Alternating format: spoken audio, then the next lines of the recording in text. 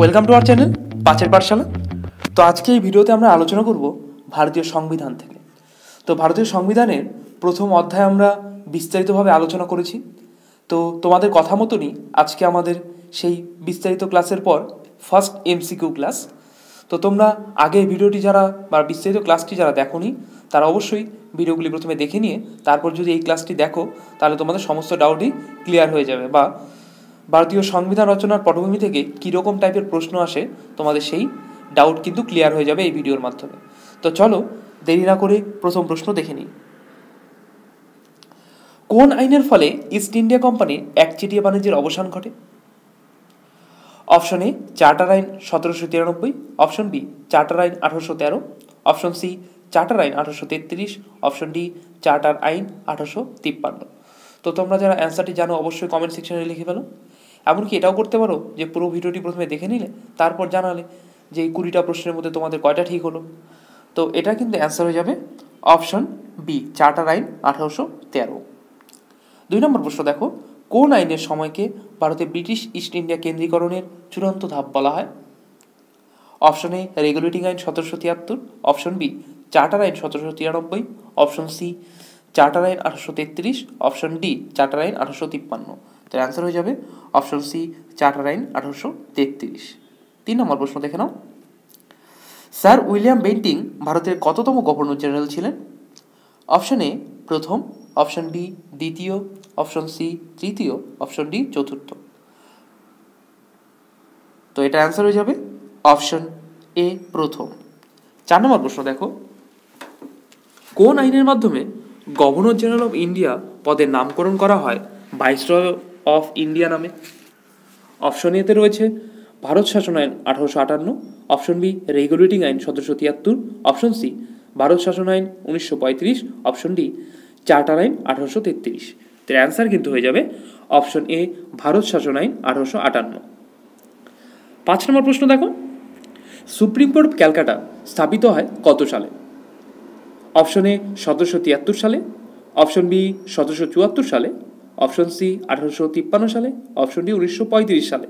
তো এটা অ্যান্সার কিন্তু হয়ে যাবে কি অপশন বি 1774 সালে। 6 নম্বর প্রশ্ন, সাম্প্রদায়িকতার ভিত্তিতে নির্বাচন ব্যবস্থা চালু করার কথা কোন আইনে প্রথম উল্লেখ করা হয়? অপশন এ ভারতীয় পরিষদ আইন 1909, অপশন বি চার্টার আইন 1813, অপশন সি ভারত শাসন আইন 1935, অপশন ডি ভারতীয় স্বাধীনতা আইন 1947। তো অ্যান্সার কিন্তু হয়ে যাবে অপশন এ ভারতীয় পরিষদ আইন 1909। 7 নম্বর প্রশ্ন দেখো, কোন আইনের মাধ্যমে আইন বিভাগ ও শাসন বিভাগের মধ্যে পৃথকীকরণ করা হয়? অপশন এ রেগুলেটিং আইন 1773, অপশন বি চার্টার আইন 1793, অপশন সি ভারত শাসন আইন 1935, নাকি অপশন ডি চার্টার আইন 1853। তো অ্যান্সার কিন্তু হয়ে যাবে অপশন ডি চার্টার আইন 1853। 8 নম্বর প্রশ্ন দেখো, কোন আইনের মাধ্যমে গভর্নর জেনারেল অফ বেঙ্গলকে গভর্নর জেনারেল অফ ইন্ডিয়া নামে অভিহিত করা হয়? অপশন এ রেগুলেটিং আইন 1773, অপশন বি পিটের ভারত শাসন আইন, অপশন সি চার্টার আইন 1833, অপশন ডি ভারতীয় স্বাধীনতা আইন 1947।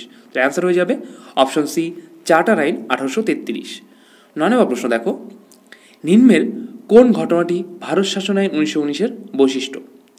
অপশন এ ইউরোপীয় বণিকদের ভারতে বাণিজ্য করার অধিকার দেওয়া হয়, অপশন বি এই আইনের ফলে ব্রিটিশ শাসনের অবসান হয়, অপশন সি এই আইনের মাধ্যমে ভাইসরয়ের আইনসভায় ভারতীয়রা প্রথম বেসরকারি সদস্য হিসেবে যোগদানের সুযোগ পায়, অপশন ডি এই আইনের মাধ্যমে কেন্দ্রীয় আইনসভাকে দ্বিকক্ষ বিশিষ্ট করা হয়। তো অ্যান্সার কিন্তু হয়ে যাবে অপশন ডি এই আইনের মাধ্যমে কেন্দ্রীয় আইনসভাকে দ্বিকক্ষ বিশিষ্ট করা হয়, তাই তো। 10 নম্বর প্রশ্ন দেখো, the government of India act নামে পরিচিত নিম্নের কোন আইনটি?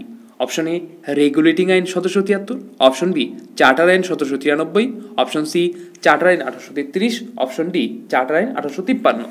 তো অ্যান্সার কিন্তু হয়ে যাবে অপশন সি চার্টার আইন 1833। 11 নম্বর প্রশ্ন দেখো, ভারতে সচিব পদের সৃষ্টি হয় কোন আইনের মাধ্যমে? তো তোমরা যারা অ্যান্সারটি জানো অবশ্যই কমেন্টসে লিখে ফেলো। অপশন এ রেগুলেটিং আইন 1773, অপশন বি ভারত শাসন আইন 1858, অপশন সি ভারতীয় পরিষদ আইন 1861, অপশন ডি ভারতীয় স্বাধীনতা আইন 1947। তো অ্যান্সার হয়ে যাবে অপশন বি ভারত শাসন আইন 1858। 12 নম্বর প্রশ্ন, নিম্নের কোন আইনটিকে ভারতের সংবিধান রচনার মূল উৎস বলা হয়? অপশন এ ভারত শাসন আইন 1935, অপশন বি ভারতীয় স্বাধীনতা আইন 1947, অপশন সি রেগুলেটিং আইন 1773, অপশন ডি চার্টার আইন 1858। তো অ্যান্সার হয়ে যাবে অপশন এ ভারত শাসন আইন 1935। 13 নম্বর প্রশ্ন দেখো, যুক্তরাষ্ট্রীয় আদালত কোথায় কত সালে গড়ে ওঠে? অপশন এ 1942 সালে মাদ্রাসে, অপশন বি 1940 সালে বোম্বেতে, অপশন সি 1935 সালে কলকাতায়, অপশন ডি 1937 সালে দিল্লিতে। তো এটার অ্যান্সার কিন্তু হয়ে যাবে অপশন ডি 1937 সালে দিল্লিতে। 14 নম্বর প্রশ্ন, সিভিল সার্ভেন্ট নিয়োগের জন্য অবাধ প্রতিযোগিতার ব্যবস্থা করা হয় কোন আইনের মাধ্যমে?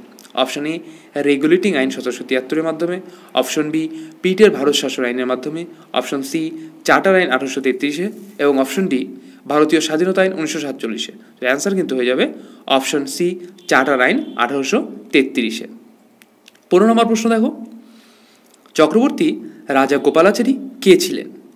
অপশন এ প্রথম ভারতীয় গভর্নর জেনারেল ছিলেন, অপশন বি সর্বশেষ গভর্নর জেনারেল অফ ইন্ডিয়া ছিলেন, অপশন সি এ ও বি উভয়ে, মানে প্রথম ভারতীয় গভর্নর জেনারেলও ছিলেন আবার সর্বশেষ গভর্নর জেনারেল অফ ইন্ডিয়াও ছিলেন, আর অপশন ডি উপরে কোনোটি নয়। তো অ্যান্সার কিন্তু হয়ে যাবে অপশন সি এ ও বি উভয়ই ছিলেন, তাই তো? দেখো 16 নম্বরটা, কে কত সালে সরকারি কর্মনিয়োগে অবাধ প্রতিযোগিতার ব্যবস্থা করে? বা কে কত সালে তো হবে না, এটা কে বা কোন আইনের মাধ্যমে, ঠিক আছে? তো রেগুলেটিং আইন 1773 সালে, ভারত শাসন আইন 1935 সালে, ম্যাকলে কমিটি 1854 সালে, চার্টার আইন 1813 সালে। তো অ্যান্সার হয়ে যাবে অপশন সি ম্যাকলে কমিটি 1854 সালে কিন্তু এই যে সরকারি কর্মনিয়োগে অবাধ প্রতিযোগিতার ব্যবস্থাটা করেছিলেন। 17 নম্বর প্রশ্ন দেখো, কোন আইনের মাধ্যমে পিটের ভারত শাসন আইন গৃহীত দ্বৈত শাসন ব্যবস্থার অবসান ঘটে? অপশন এ পিটের ভারত শাসন আইন, অপশন বি রেগুলেটিং আইন 1773, অপশন সি ভারতীয় পরিষদ আইন 1861, অপশন ডি ভারত শাসন আইন 1858। অ্যান্সার হবে অপশন ডি ভারত শাসন আইন 1858। 18 নম্বর প্রশ্ন দেখো, ভারতের প্রথম ভাইসরয় কে ছিলেন? Option A lord Canning, option B lord Palmerston, option C lord Sinha, option D lord Stanley. Answer হয়ে যাবে option A lord Canning. 19 number প্রশ্ন দেখো, নিম্নের কোনটি ভারতীয় পরিষদ আইন 1892 একটি গুরুত্বপূর্ণ বৈশিষ্ট্য? দেখো অপশনে কি রয়েছে, এই আইনের মাধ্যমে ভারতীয় আইনসভাকে বাজেট পর্যালোচনা করার ক্ষমতা প্রদান করা হয়। অপশন বিতে রয়েছে ব্রিটিশ সরকার কর্তৃক চালু হওয়া যে কোনো আইন বাতিল করার ক্ষমতা ভারতীয় গণপরিষদের হাতে অর্পিত হয়। অপশন সি এই আইনের মাধ্যমে কেন্দ্রীয় আইনসভাকে দ্বিকক্ষ বিশিষ্ট করা হয়। অপশন ডি এই আইনের মাধ্যমে অবশেষে ইস্ট ইন্ডিয়া কোম্পানি বাণিজ্যিক কার্যক্রমকে শেষ করা হয়। তো অ্যান্সার হয়ে যাবে অপশন এ এই আইনের মাধ্যমে ভারতীয় আইনসভাকে বাজেট পর্যালোচনা করার ক্ষমতা প্রদান করা হয়। 20 নম্বর প্রশ্ন এবং আজকের শেষ প্রশ্ন, কোন আইনের ফলে খ্রিস্টান মিশনারিদের ভারতে ধর্মপ্রচারের সুযোগ দেওয়া হয়? এটার অপশন দেখো, চার্টার আইন 1793, অপশন বি চার্টার আইন 1813, অপশন সি চার্টার আইন 1833, অপশন ডি চার্টার আইন 1853। উত্তরটা আগেই চলে এসেছে, তাহলে চার্টার আইন 1813। তো আজকে এই পর্যন্তই। ভিডিওটি কেমন লাগলো অবশ্যই কমেন্টসে জানাবে। কোথাও যদি বুঝতে অসুবিধা হয় বা কোথাও কোনো রকম সমস্যা থাকে তাও কমেন্টসে জানাবে, আমরা অবশ্যই তা সলভ করে দেবো।